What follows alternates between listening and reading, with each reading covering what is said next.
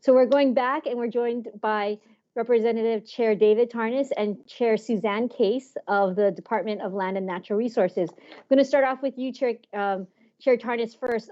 What's your thoughts on the DLNR's Holomua 30 by 30 initiative? And can you tell us a little bit about this project?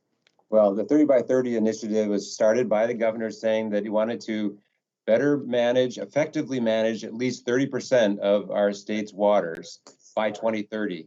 And it's a nationwide initiative that he adopted in this state here for forests, but also for our nearshore waters. And the legislature 2 years ago made a major commitment to this by appropriating over $250,000 specifically to assist DLNR to engage with the stakeholders statewide, fishers and other ocean lovers and ocean users, to make sure that they could be included in deciding how best do we manage our resources.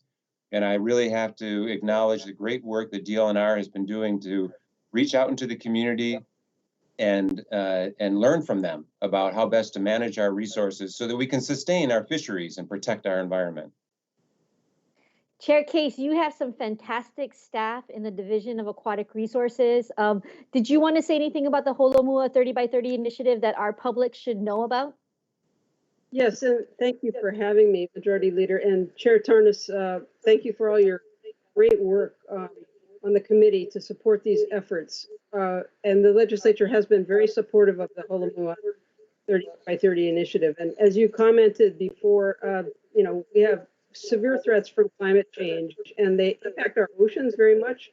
Coral bleaching, loss, king tides, storm events. And so we need to ensure the sustainability of our nearshore resources. So Holomua means to move forward. And that's what we're doing on a multifaceted plan that includes a lot of community engagement to identify areas for priority protection, practices, which includes outreach and enforcement and right regulation, and monitoring and implementing adaptive management as we go along. And so it's a very important effort and focal point for our efforts. Can you speak a little bit about the coral restoration project? We saw a little bit about that work in the clip that we just saw, but that's also really important to nearshore management. If you can comment on that, Chair Case. Absolutely, and it's a very, very exciting initiative, and it's part of the 30 by 30 Holomua initiative because we need a lot of different kinds of tools to protect and restore our reefs. And the Anuenue Coral Restoration Nursery is pretty groundbreaking. It's really a one-of-a-kind coral nursery out on Sand Island. It's a laboratory environment that allows us to fast grow Hawaiian corals and restore them to damaged reef areas. And if you have a chance to visit there, it's quite something because it's experimentation with how to sort of slice and dice our corals and put them in an environment that is, right light conditions. What's the right food for them? How do you get them to grow much more quickly than they would in the natural environment? And you have modules that you can place out on the reef and establish them on the reef. And so that's the pilot project that we're doing right now at Hanam Bay that you heard about previously. And the nursery's been very successful over the last 10 years. We're just celebrating our 10-year anniversary in hatching out sea urchins from larvae and outplanting them for 600,000 of them right now to combat invasive seaweed in Kaneohe Bay and Waikiki. Thank you. I'm going to ask if the Olelo folks, our technical staff, we have some news, budget highlights, kind of reflecting some of these priorities that you just talked about. I opened this segment talking about the impact of the federal funds coming down. And I think it's really important to point out that in the budget being passed by the House that we have $1 million in ARPA, American Rescue Plan funds, going to the sea urchin hatchery. But Chair Tarnas or Chair Case, did you want to weigh in on any of the budget highlights or the capital improvement projects that will be that are moving in the House bill, or that you hope to see restored maybe as it goes to the Senate? Well, I want to identify that, the adaptive management legislation that we're moving through is going to be a real important one. We have a bill that is passed out of the House and is now over in the Senate that is going to give the Department of Land and Natural Resources the ability to adapt its resource management measures without much more quickly in order to adapt to changes in climate conditions. And I think that's going to be very important to make this go forward. But in terms of budget, I think we're going to do our best to try to support the Anui Nui program out there, try to put more photovoltaic systems out there to reduce its costs that it's spending on electricity. And we want to do everything we can to support their efforts out there.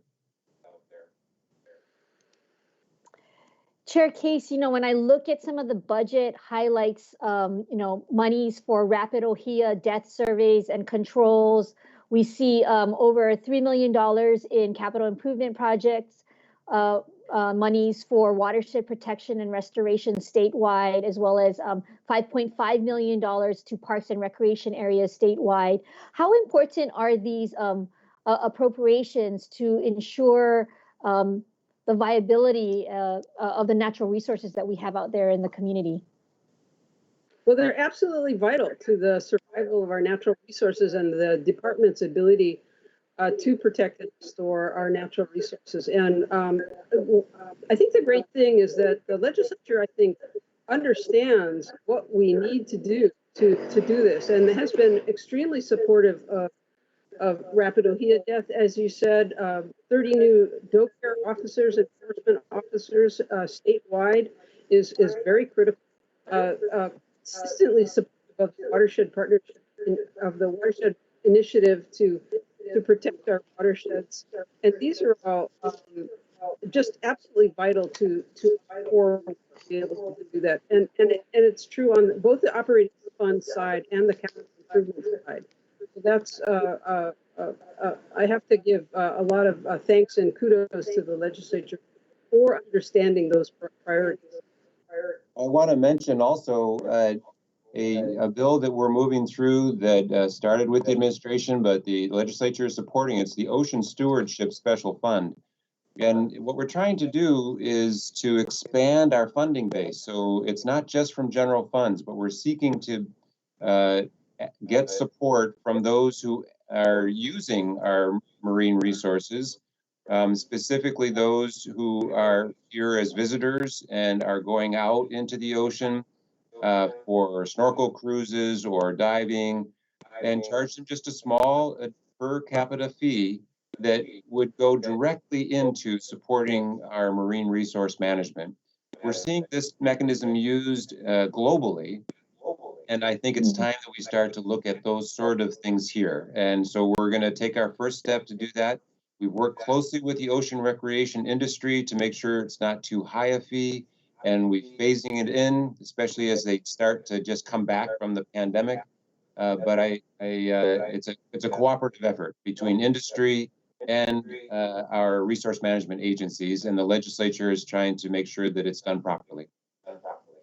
I have to share with both of you, this is the first episode when we kind of didn't talk about COVID, but clearly COVID has provided this opportunity for us to kind of take a breather in the natural resource world, take a pause. And I really appreciate the kind of innovative, thoughtful efforts that you folks are engaging in, because I think people do recognize that we need to find more sustainable fees or sustainable ways to fund our natural resources. So I really appreciate this proposal that you folks are putting forward and how it's managing tourism as well.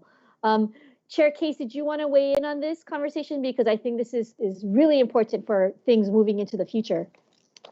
Yeah, and what we're learning from this pandemic is that we are very dependent on our natural resources, both as residents and as tourists. And that when we give nature a break, it breathes life back into itself. And part of the way to manage this is to make sure that we're helping to fund the protection and restoration of the natural resources, whether it's reefs or trails or parks or the like. and make sure that we're charged a fair fee to be able to support the the restoration and protection efforts that make Hawaii so attractive for tourists. So, and I think tourists are willing to pay reasonable amounts in order to be able to do that. And so there's a number of initiatives like that. It's what we learned from COVID, and what we're working with the legislature to implement. How do we fund ourselves better and protect our resources that we're so dependent on? We're also So I trying have to, another, oh, go ahead. I could mention, ahead, Majority Chair. Leader, that there's another way we're trying to give an opportunity for residents to support our natural resource management as well by moving through a bill that we hope to succeed, which would allow people to buy special license plates that highlight forest birds or marine fish, for example, and that the extra that we pay for those vanity plates, that would actually be funding for our resource management efforts as well. So it's another way for people to voluntarily give some extra support for our natural resource management. And I think that's what we're trying to do. But I got to mention too that in the pandemic, so many people have been unemployed. They have been depending on the ocean to put food on the table. And we really have to recognize that we have to sustain our fishery resources to allow our people to have that access to food to put on the table. And so we need to make sure we manage our fisheries so that we can continue to catch fish. We want to be able to catch fish now. I want my kids and future grandkids to be able to catch fish. But to do that, we have to manage our fisheries carefully. And so that's why the investment is so important. And that's why we're moving through a lot of these bills right now to have responsible management to ensure sustainable fisheries into the future.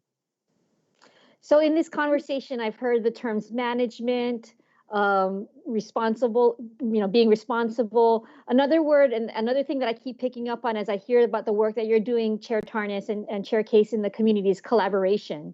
And it seems to me that there's lots of opportunities to collaborate. So we have about 2 minutes.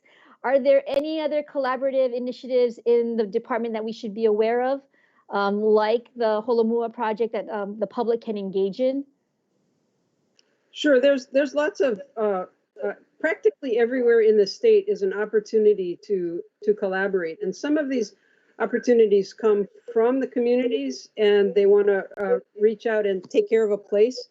And so we have lots of ways for communities to do that, to take care of the special places and resources in their areas. And there's collaboration with the legislature. And we always try to get people to into nature to see what it's like. And the other thing is we are doing a lot of scoping meetings. We are reaching out to fishers, to resource users, to get the best ideas on how we protect our resources so that they're available in their best condition for all of us to appreciate. However we do that, whether it's to fish, to look at it, to surf on it, to hike in it, and it, we have very knowledgeable people in Hawaii who have grown up in nature and know a lot about it. They know, people know a lot about what they've experienced over the years, and those are the ideas that we want to draw in and make sure we're making the best policies available possible. Last 30 seconds for you, Chair Tarnas. Anything about collaboration? And I know for you, collaboration is important as a planner. Absolutely. My background as an environmental planner really has proven that you've got to have collaboration with the stakeholders. And, it's the fishermen, the fisherwomen, it's the hunters, it's the ranchers, it's the agriculturalists, it's the hikers. All of us really need to figure out how to work together to protect our environment. And it's the only way we can be successful. Thank you, Chair Tarnas. We're going to come back to you, Chair Case.